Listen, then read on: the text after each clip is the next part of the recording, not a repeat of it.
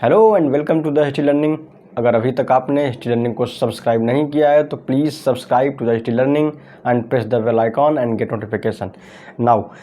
जैसा कि आप जान रहे हैं, हम लोग इस चैनल पर दो सीरीज चला रहे हैं, एक तो डिटेल सीरीज और दूसरी एक शॉर्ट सीरीज। शॉर्ट सीरीज में हमने अभी तक कई वीडियो अपलोड कर दिए हैं और उसमें जो इतिहास से संबंधित महत्वपूर्ण शब्दावलियाँ हैं अभी हम उसको देख रहे हैं और मैंने इसकी एक प्लेलिस्ट बना दी है। आप चैनल पर जा करके प्लेलिस्ट को ओपन करके सारे वीडियो देख सकते हैं। तो चलिए, जो भी महत्वपूर्ण शब्दावलियाँ बची हैं हम उसे लेकर आज आए हैं और भी 2-3 वीडियो और होगा, फिर ये सेक्शन पूरा हम लोग कंप्लीट कर लेंगे। यकीन मानिए ये सेक्शन एग्जाम के दृष्टिकोण से बहुत ही इंपॉर्टेंट है और उसमें विभिन्न परीक्षाओं में बार बार सवाल पूछे जाते हैं, वो चाहे स्टूडेंट प्रोफेसर हो, यूपीपीसीएस हो और टीजीटी पीजीटी हो या फिर कई बार वनडे एग्ज़ाम में भी इसमें से कई सारे सवाल पूछे गए हैं। तो आप इसको नोट डाउन करिए, बार बार देखिए और फिर ये याद हो जाएंगी। आप इसका मैटर एक जगह कलेक्ट कर लीजिए। चलिए शुरू करते हैं आज का वीडियो। पहला शब्द जो हमने चुना है वो है बलाहार। बलाहार क्या होता है? देखिए, इसका मीनिंग तो बहुत सिंपल है, लेकिन ये शब्द थोड़ा सा नया हो सकता है आपके लिए। जब आपके सामने एग्ज़ाम हॉल में आएगा तो आपको लगेगा यार बलाहार क्या होता है। तो बलाहार कुछ नहीं, बलाहार साधारण किसान को कहा जाता था। आपके सामने अगर साधारण किसान या किसान कुछ भी लिखा मिले तो बलाहार का मतलब आप वही निकालेंगे कि किसान, यानी साधारण किसान।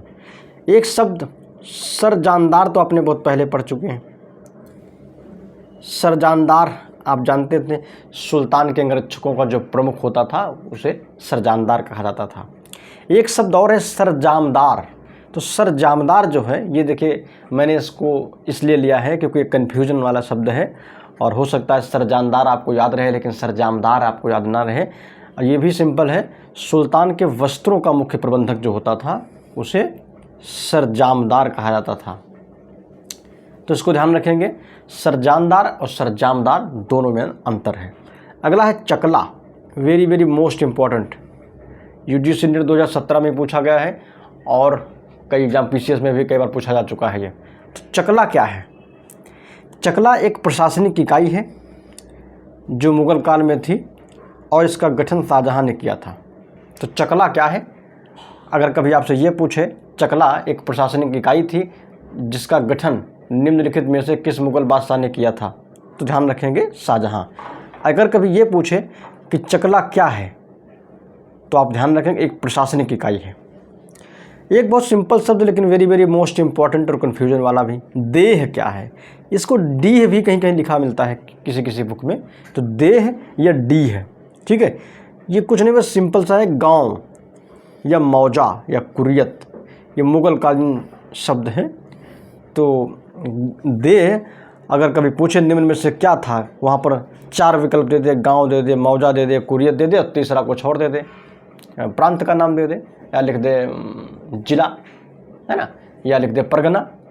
तो कुछ भी इस तरह लिख सकता है, वहाँ पर कन्फ्यूजन नहीं होना है। दीह या डेह का मतलब है गांव, मौजा या कुरियत, है ना, इसका पर्याय था ये, इसी के अर्थ में इसका प्रयोग किया जाता था।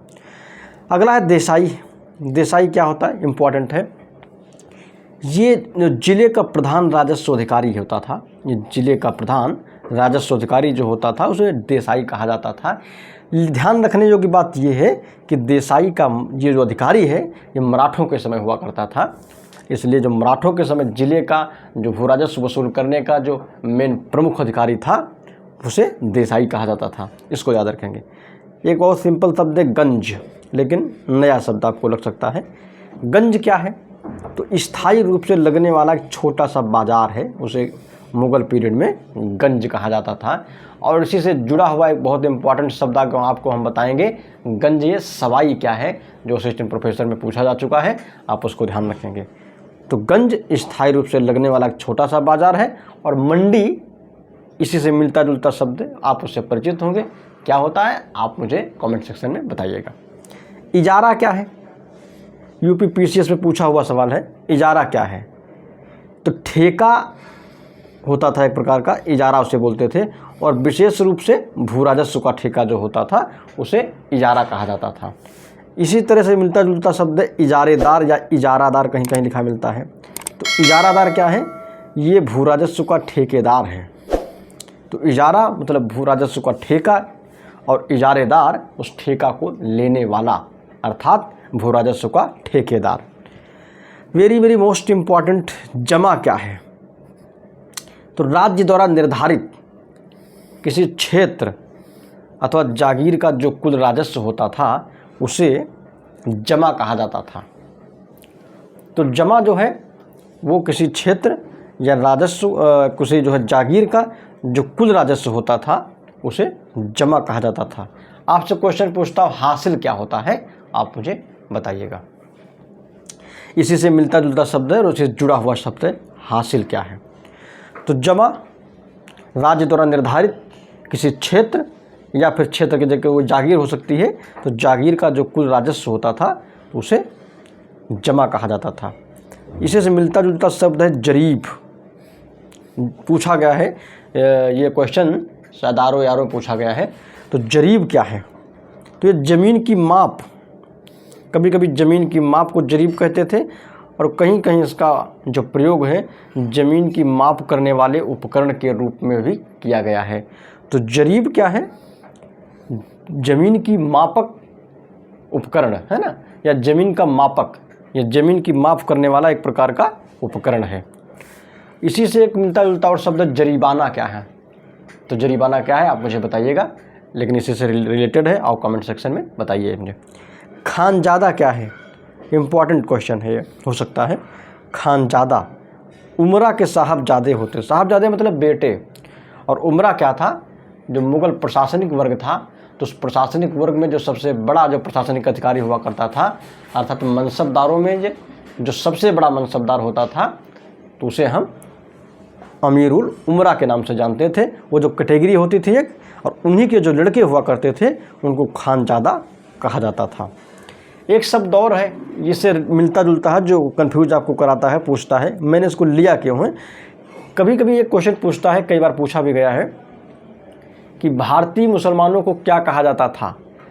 मतलब जो मुग़ल काल में जो हिंदू से कन्वर्टेड इस्लाम में कन्वर्ट हुए थे, जो भारतीय मूल के लोग थे, हिंदू लोग थे, वो जो इस्लाम ग्रहण किए थे अपना धर्म बदल करके, उन लोगों को क्या कहा जाता था? उसका नाम और इसका नाम मिलता जुलता है, इसलिए आप वो नाम कौन सा था जो हिंदू कन्वर्टेड मुसलमान होते थे भारत में मुग़ल काल में, उसको किस नाम से जाना जाता था? कई बार क्वेश्चन पूछा गया है, आप मुझे कमेंट सेक्शन में बताइए। तो खानजादा उमरा के साहबजादे हैं, ना कि भारतीय हिंदू कन्वर्टेड मुसलमान। फिर कुलकर्णी क्या है? इम्पॉर्टेंट शब्द है। और पटवारी, दोनों का मतलब अलग है, सॉरी एक ही है, किंतु ये बस अलग अलग शासक के काल में हुए हैं दोनों अधिकारी, इसलिए दोनों को याद रखना जरूरी है। तो कुलकर्णी गांव का लेखपाल हुआ करता था और ये मराठों के समय हुआ करता था। इसी तरह पटवारी शब्द जो मिलता है, तो पटवारी भी गांव का लेखपाल होता है, लेकिन ये मुग़ल काल में हुआ करता है। तो पटवारी और कुलकर्णी में बस इतना अंतर है, उनके टाइम पीरियड का अंतर है, लेकिन दोनों का काम एक ही है और दोनों गांव के जो भू राजस्व यानी ज़मीन जो होती थी उसका लेखा जोखा रखते थे, अर्थात गांव की ज़मीन का जो लेखा जोखा था उस जो संबंधित कागज़ हुआ करते थे, कागजात डॉक्यूमेंट, वो किसके पास हुआ करते थे? कुलकर्णी या पटवारी के पास। तो आज का वीडियो ये है, आप इसको कई बार देखिए, नोट डाउन करिए, चैनल को सब्सक्राइब करिए, शेयर करिए, और मैंने जो क्वेश्चन पूछे हैं उसको कमेंट सेक्शन में बताइए, और मिलते हैं नेक्स्ट वीडियो में। Thank you.